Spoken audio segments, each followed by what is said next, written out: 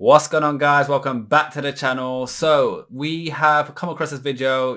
As you guys all know, the NBA season has come to an end recently, and we are a little bit late, but we thought we'll check out the summary of what's happened. This video is a Jimmy High Roller video called "We Just Witnessed One of the Greatest Seasons of All Time."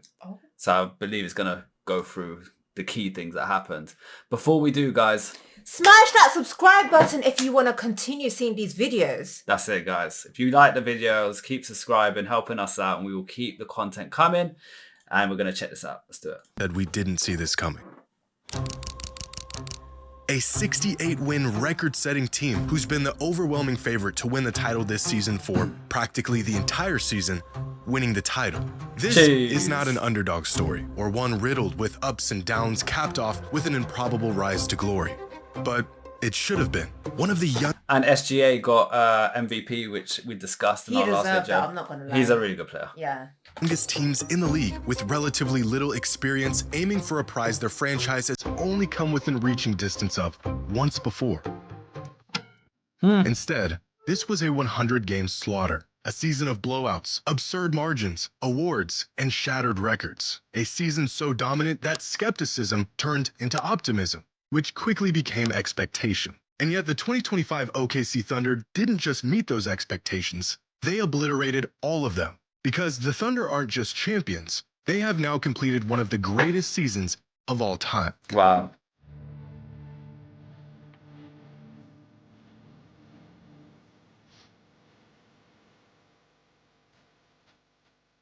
Throughout the history of the NBA, 79 different teams have been crowned champions. 79 teams that beat the odds and achieved basketball immortality. But even among champions, there's an even more exclusive club. Teams that didn't just win a title, but set entirely new standards on what is achievable in a single season. Of these 79 title-winning teams, only 8 of them achieved these 3 key metrics. I see the Lakers logo a lot, so they've won it quite a few times. A net rating of at least 10, an average margin of victory of at least 10, and at least 65 wins throughout the regular season. Those teams are the 71 Bucks, the 72 Lakers, the 92, 96, and 97 Bulls, the 08 Celtics, the 2015 Warriors, and the 2017 Warriors. These 8 teams are basketball royalty. So dominant that winning a championship was more of a victory lap than it was a testament to just how great they were. And without exception, all of these teams are regarded as the greatest teams or single seasons in NBA history. And now, a 9th team has been added to this exclusive club, the 2025 OKC Thunder. But to say they have simply entered this club would actually be an understatement, because throughout the 2025 season, the Thunder finished with the 6th best record of all time, the 2nd highest net rating of all time, and the largest margin of victory in the history of the league. By all measurable accounts, the 2025 Thunder have asserted themselves among some of the greatest seasons in the history of the league. And what's crazy, I think he said they never won it before. So they won it, and they absolutely destroyed so many records. Good for them. And they got into that club of the top way of winning it. In fact, they weren't just beating everyone. The Thunder spent the last 9 months completely eviscerating teams. In the NBA, a 20-point victory is cited as a blowout. On 29 different occasions, nearly a third of all of their games this season, the Thunder were up on their opponents by 20 points or more by the end of the 3rd quarter, which means 1 in every 3 games was already deemed a blowout before the 4th quarter even started. As the season progressed, the rapidly approaching realization that this team may just be having one of the greatest seasons of all time became clearer with each monumental beatdown. The MVP and scoring champion, a 23-year-old All-NBA guard by his side. Not 1, but 2 all-defensive juggernauts. A rotation so deep, you'd swear they just subbed in another starting unit. It didn't take an analyst to know we were watching something special. In fact, by the time the playoffs rolled around, a very uncomfortable conversation quickly followed. They are 4 wins away, Demonze, from one of the single greatest seasons in NBA history. Like, they've won 79 games between the regular season and the playoffs. That's insane. They could be as extravagant and arrogant as they wish. They just aren't. Are we seeing the potential of an all-time great team here? The NBA should be worried. Is this team truly one of the greatest teams ever? Or at the very least, are they having... Huh? Is this SGA's Yeah. team? So you got an MVP and they won the league. One of the greatest seasons ever. A dialogue that was routinely and justifiably shot down every time it came up. To even enter that discussion, they first had to win a championship, something that we've seen countless good teams fall short of. But not this one. Checking the final box on a season that is now certainly in that rare and exceptional group. But of all the things this Thunder team has in common with the greats that came before it, how they managed to pull it off is what sets them apart. Among the requirements of nearly every championship team are talent, depth, defense, execution, and experience. After all, the one glaring hole in OKC's armor going into the playoffs was their lack of it. The regular season and the postseason have become so disconnected in recent years that winning 68 games in historic fashion isn't nearly convincing enough if you haven't proven yourself in the playoffs. And as we all know, the road to a championship usually takes years, with countless casualties along the way. Players coming and going, heartbreak, entire roster identities changing in search for a winning formula. But this team didn't just win it all. They won it way faster than they should have. Over the last 30 seasons, the average... You know why? Why? Team chemistry. Yeah, 100%. Team chemistry and SGA's leadership. This is why he deserved to win the MVP, because we watched a previous video where they saw how his team performs with him on and off. It was crazy. They still performed really well even without him. Not saying that he's not a superstar or anything, but they were up there. Yeah, and he does master classes for his team as well. So that's why. Yeah, for sure. And they said they lacked experience, Yeah. but even though they're a young team, they Good for didn't them, need the man. experience to win. Yeah. age across the NBA is about 26.8 years old. Throughout that same time span, the average age of championship-winning rosters is about 2 years older at 28.8 years old. Championship rosters are usually comprised of players with more experience, they're more battle-tested, and in many cases have spent years falling short of a championship before they finally achieve their ultimate goal. The 2025 Thunder being the exception, with an average roster age of just 24.8 years old. By The anomaly. far, the youngest Hey, team to young. win a title in nearly 50 years. In fact, most championship teams don't even have a single player, let alone an entire roster this young getting minutes in the playoffs. So not only That's have the Thunder crazy. just put together one of the most complete and dominant seasons the league has ever seen, they did it about 4 years ahead of schedule. So what is next for a team that essentially checked off every single box in a season?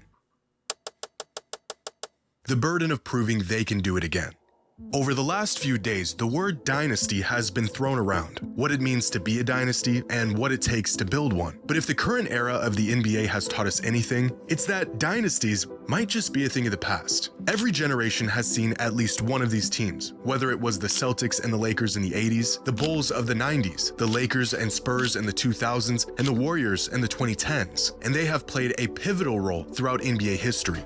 At least they did, up until recently. Since 2019, the NBA has seen a different champion every year, 7 different teams across 7 seasons, the longest span of unique title winners in NBA history. As if winning a championship wasn't difficult enough, winning another one is magnitudes more difficult. That's what's gonna like cement their formula, like to show it wasn't. You can't say it's a fluke because obviously there's, like I said, 100 games in the season. You can't call it a fluke winning I think they said 68, whatever it was. But if they win it again, then no one could talk. Like, Thing is though, they are literally the youngest team in the whole league. by far. So imagine, the next NBA championship, because hopefully the team still all stay together. They need to stay, which I'm sure they will. They just Yeah, won a championship. Exactly. They've got to. There's no, and then the chemistry will build even stronger. They'll perform even better as a More team. confident. Exactly. So imagine what they'll achieve next year, like in a few years' time. But all these teams are going to be trying to build against it as well because they're going to want to win. They're Yes, like, can that's what they? we're up against. They can. They got money. Money isn't everything, honey. Yeah, I know. As we saw, who bought Luca?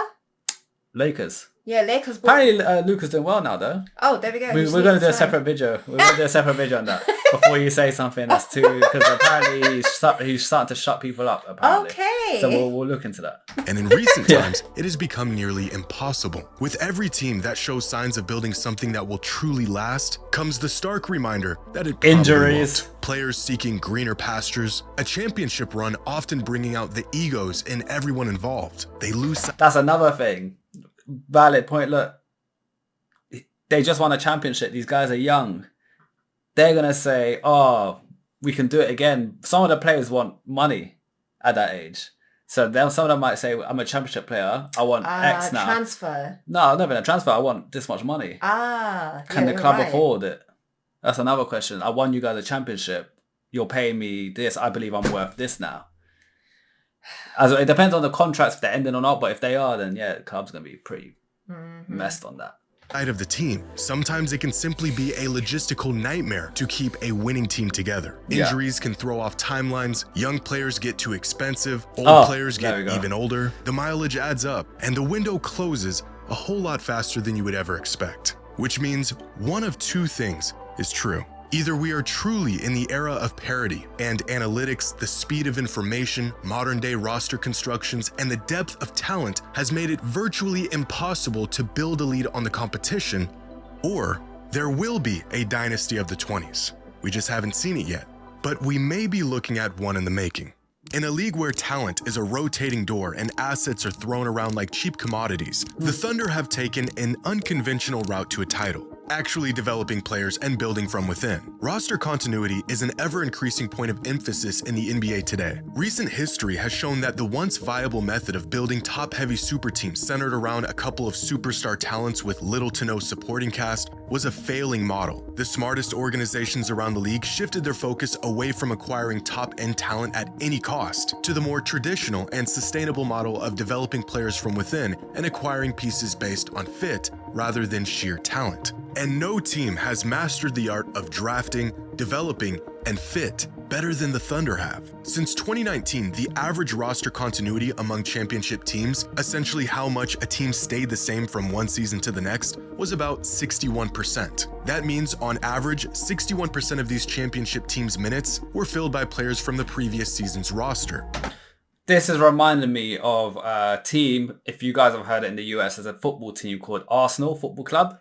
The reason I say that and the reason I speak on that is many years ago, they were like a bit of a laughing stock because they wouldn't spend big money when it came to transfer season.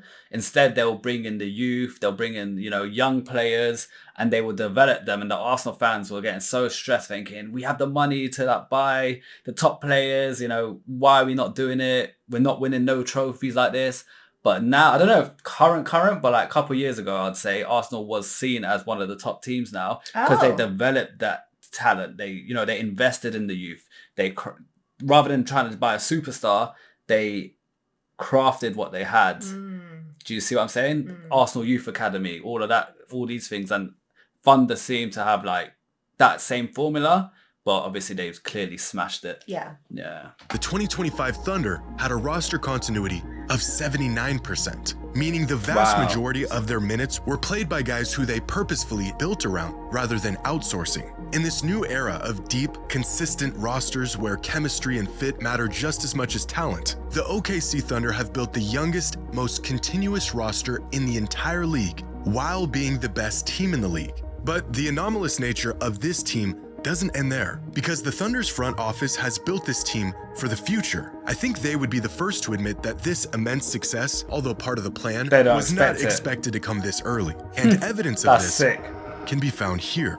Among the championship teams in this era of parity, the 2020 Lakers have had the lowest payroll, winning a title with just the 11th most expensive team in the league. These other rosters sitting well amongst the most expensive teams in the NBA at the time.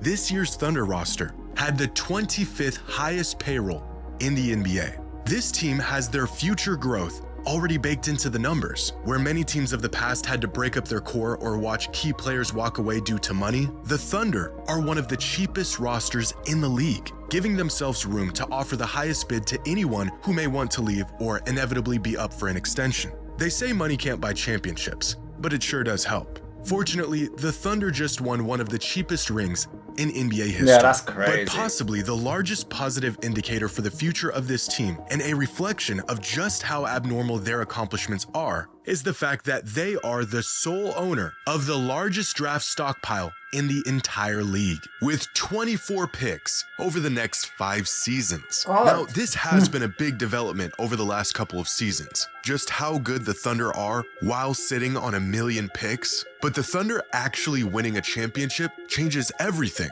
and makes these assets look even more unbelievable. You want to see the cost of trying to win now? The teams that are highlighted represent the 8 teams that made it past the first round of the playoffs this season. Nearly all of them near the bottom of the league in terms of draft capital. Sad. Even more shocking, when we highlight the last 5 championship teams, they are the bottom 5 in the league in terms of future draft picks. Winning comes at a hefty price, a price that the Thunder managed to completely evade. Outside of OKC, the only team that made it out of the first round while maintaining more than their fair share of draft picks were the Pacers. Every other team that is within vicinity of OKC is nowhere near even competing for a championship right now. In fact, the only reason why a team should even have as much draft capital as the Thunder do is if they have essentially forfeited the next season or two in an attempt to rebuild. Meanwhile, the Thunder just completed one of the best seasons of all time while simultaneously building a gluttony of... So the Thunder is in a very strong position for upcoming seasons. If they don't drop the ball on it and they continue doing what they're doing and they don't have any bad surprises like injuries or, you know, someone very important leaving, they are in a position to do it again if they don't drop the ball. Assets for the future.